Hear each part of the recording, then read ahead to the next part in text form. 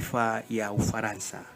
Rasmi shirikisho la Ufaransa kwa maana French Federation limemtangaza rasmi kocha Zinedine Zidane kuwa ni miongoni mwa makocha ambao wanakwenda kukichukua kikosi hicho cha timu ya taifa ya Ufaransa, na saini rasmi ya kusimama kama head coach inakwenda kuanza. Na taarifa hii imekuwa ni njema hasa kwa mchezaji wa zamani wa timu ya taifa ya Ufaransa. Wao wanapenda kumuita Ustaz Karim Benzema, ambaye amefurahishwa sana na mwalimu huyu kuweza kuchukua mikoba hiyo.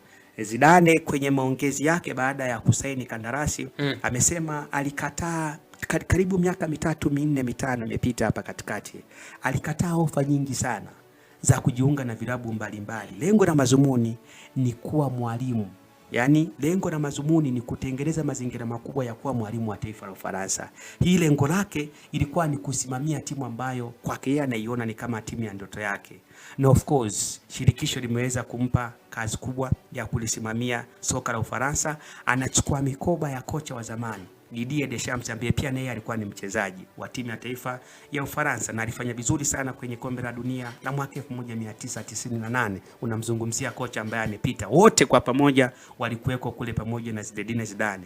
Ni taarifa njema ambayo anakwenda kuwa kocha wa timu ya taifa ya Ufaransa, lakini majukumu makubwa matatu yanamsubiri.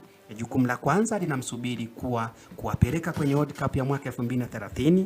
Kama wataweza kufanya vizuri waweze kupata taji, lakini pia yanawasubiri mashindano ya Euro ambayo yanawasubiri kwa kiwango kikubwa sana kwenda kutengeneza historia na heshima kubwa kama timu ya taifa ya Ufaransa. Lakini kingine ni kuendeleza kutengeneza squad ambayo itakuwa na ushindani mkubwa, hususan kwa sababu sasa hivi taifa la Ufaransa limekuwa na vijana wengi ambao ni talent. Tunaona kama watu kama kina Bakola, unamuona mtu kama Dizayadu, mtu kama Ousmane Dembele. Bakola kasinya pale Liverpool.